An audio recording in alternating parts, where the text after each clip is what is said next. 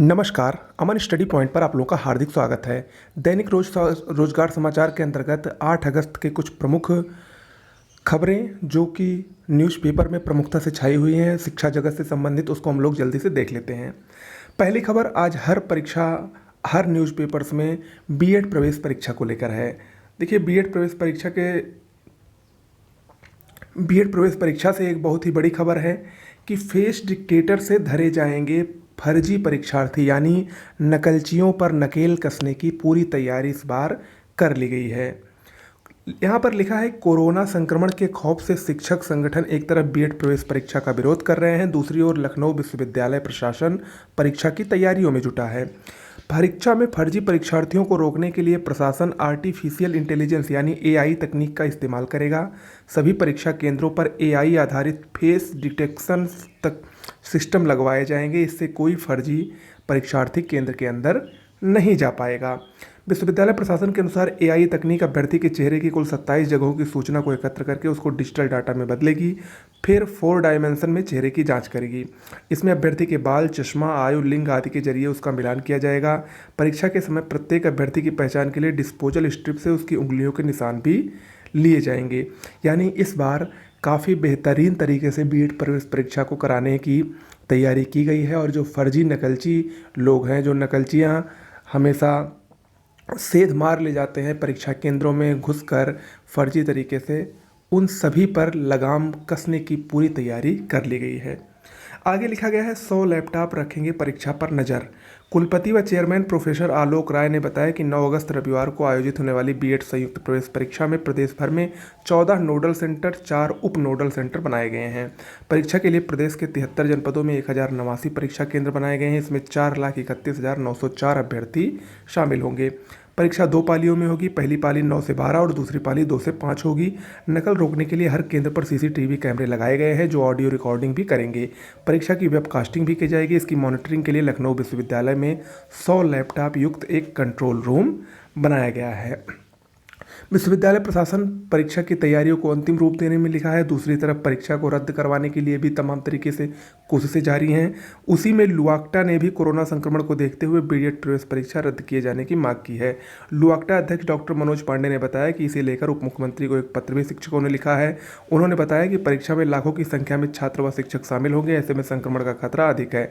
उन्होंने बताया कि 4.5 लाख बीएड अभ्यर्थियों में महिलाओं की संख्या अधिक है। इसमें बहुत सी महिला अभ्यर्थी अपने छोटे बच्चों के साथ परीक्षा देने आएंगी और पब्लिक ट्रांसपोर्ट का प्रयोग करेंगी। इससे उनमें संक्रमण फैलने का डर है। संगठन पिछले कई दिनों से परीक्षा रद्द कराने की मांग कर रहा है। ओके, आगे दिया गया है कि परीक्षा केंद्रों पर भी मास्क बंटेंगे। बीएड प्रवेश परीक्षा के मद्देनजर डीएम ने केंद्र व्यवस्थापकों और नोडल अधिकारियों के साथ ऑनलाइन बैठक की। उन्होंने बताया कि राजधानी में 82 केंद्रों पर बीएड प्रवेश परीक्षा होगी और 35,000 अभ्यर्थी शामिल होंगे। बिना मास्क कोई अभ्यर्थी परीक्षा नहीं दे सकेगा। केंद्रों पर 200 मास्क रखे जाएंगे। यदि किसी परीक्षार्थी ने भूलवश मास्क नहीं पहना तो उसे केंद्र पर मास्क दिया जाएगा। तो यानी कुल मिला के तैयारियाँ पूरी हैं बीएड प्रवेश परीक्षा की और कल ये प्रवेश परीक्षा होने वाली है। आगे देखते हैं, एक और ही खबर है बीएड प्रवेश परीक्षा से संबंधित की परीक्षा से पहले ही छाया कक्ष निरीक्षकों की कमी का संकट। कोविड-19 के चलते ड्यूटी करने से कतरा रहे हैं अध्यापक। बीएड कोविड-19 के बढ़ते प्रकोप को देखते हुए अभ्यर्थी ही नहीं, शिक्षक भी 9 अगस्त को होने वाली राज्य स्तरीय बीएड प्रवेश परीक्षा का विरोध कर रहे हैं। UP college, Harishchandra PG college, Agrasen कन्या पीजी कॉलेज सहित अन्य विद्यालय व महाविद्यालय के शिक्षकों ने ड्यूटी करने से इनकार कर दिया है। ऐसे में परीक्षा से पहले ही कक्ष निरीक्षकों की कमी का संकट गहरा गया है। परीक्षा की तैयारियों को लेकर शुक्रवार को महात्मा गांधी काशी विद्यापीठ व बीएचयू में अलग अलग बुलाई गई केंद्राध्यक्षों व पर्यवेक्षकों की बैठक में कक्ष निरीक्षकों की कमी का भी मुद्दा उठा। परीक्षा आयोजक संस्था लखनऊ विश्वविद्यालय के प्रतिनिधियों ने कहा कि राज्य स्तरीय बीएड की प्रवेश परीक्षा शासन के निर्देश पर आयोजित किया गया है। वहीं शिक्षकों को परीक्षा ड्यूटी करना अनिवार्य है। शिक्षकों की नियमावली में परीक्षा ड्यूटी अनिवार्य है। ऐसे में शासन के निर्देशों पर शिक्षकों को ड्यूटी करना होगा। परीक्षा ड्यूटी में हीला हवाली करना, शासन के आदेशों की अनदेखी करना होगा। एडीएम गुलाब चंद्र की अध्यक्षता में हुई बैठक में सभी केंद्रों का 8 अगस्त को सैनिटाइज कराने का निर्देश दिया गया है। कोविड-19 के मानक के अनुसार सीटिंग प्लान बनाने का भी सुझाव दिया गया है। तो कुल मिलाकर बीएड प्रवेश परीक्षा चाहे कड़े विरोध के बीच या कुछ भी करें, होने वाली है और होने जा रही है और होगी भी। कल के लिए तैयार रहें। ओके, चलिए, अब अगली खबर है दिल्ली विश्वविद्यालय से संबंधित। दिल्ली विश्वविद्यालय में ओपन बुक परीक्षा को उच्च न्यायालय ने कल मंजूरी प्रदान कर दी और इससे अब दिल्ली विश्वविद्यालय में होने वाली ऑनलाइन परीक्षा का रास्ता खुल गया है। यहाँ पर एक कल आदेश में दिल्ली उच्च न्यायालय ने डीयू की अंतिम वर्ष की परीक्षा को लेकर संशय की स्थिति समाप्त कर दी है। उच्च न्यायालय ने आदेश दिया कि डीयू अंतिम वर्ष के छात्रों के लिए ऑनलाइन ओपन बुक परीक्षा करा सकता है। न्यायमूर्ति प्रतिभा एम सिंह की पीठ ने ऑनलाइन परीक्षा कराने का निर्देश देते हुए डीयू से कहा कि परीक्षा की प्रक्रिया पूरी होने के बाद वह इस बाबत एक रिपोर्ट अदालत के समक्ष पेश करे। हालांकि इससे पहले उच्च न्यायालय ने इस बाबत दाखिल 2 अन्य याचिकाओं पर सुनवाई स्थगित कर दी थी। कोर्ट का कहना था पहले से इस बाबत याचिका विचाराधीन है, एक याचिका पर आया निर्णय सभी पर लागू होगा। दिल्ली उच्च न्यायालय का यह आदेश उस याचिका पर आया है जिसमें डीयू द्वारा ऑनलाइन ओपन बुक परीक्षा कराने के फैसले को चुनौती दी गई थी। याचिका में वैश्विक महामारी का हवाला देते हुए कहा गया था कि छात्र कोरोना की वजह से मानसिक तनाव में हैं।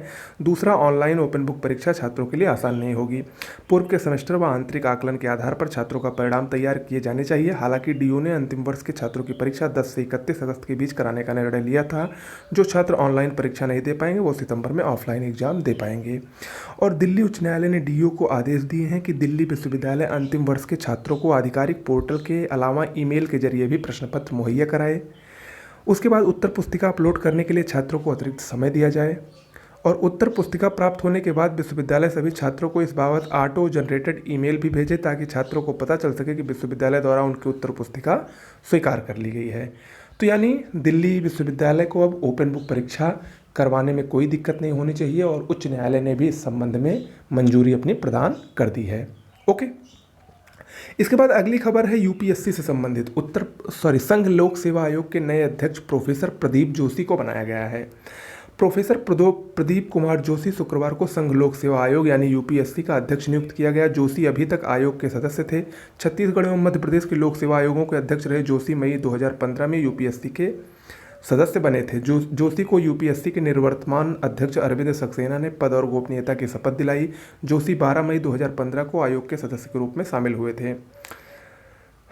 और बात करें तो यूपीएससी के जो वर्तमान अध्यक्ष बने हैं प्रदीप कुमार जोशी, इनका कार्यकाल 12 मई 2021 तक रहेगा। ओके, आगे बढ़ते हैं। नई शिक्षा नीति पर प्रधानमंत्री मोदी जी का संबोधन था और उन्होंने साफ साफ कहा है कि हम इस शिक्षा नीति को पूरी तरीके से लागू करके रहेंगे। जितने भी प्रावधान उसमें दिए गए हैं हम सभी को लागू करेंगे। और उन्होंने कहा भी है कि नई शिक्षा नीति भेड़ चाल खत्म करेगी। प्रधानमंत्री नरेंद्र मोदी ने राष्ट्रीय शिक्षा नीति को 21वीं सदी के नए भारत की नींव तैयार करने वाला करार दिया। उन्होंने शुक्रवार को एक कार्यक्रम में कहा कि नई शिक्षा नीति से भेड़चाल खत्म होगी। शिक्षा के क्षेत्र में इतने बड़े सुधार के बाद अब इसे जमीन पर उतारने पर ध्यान केंद्रित करना होगा।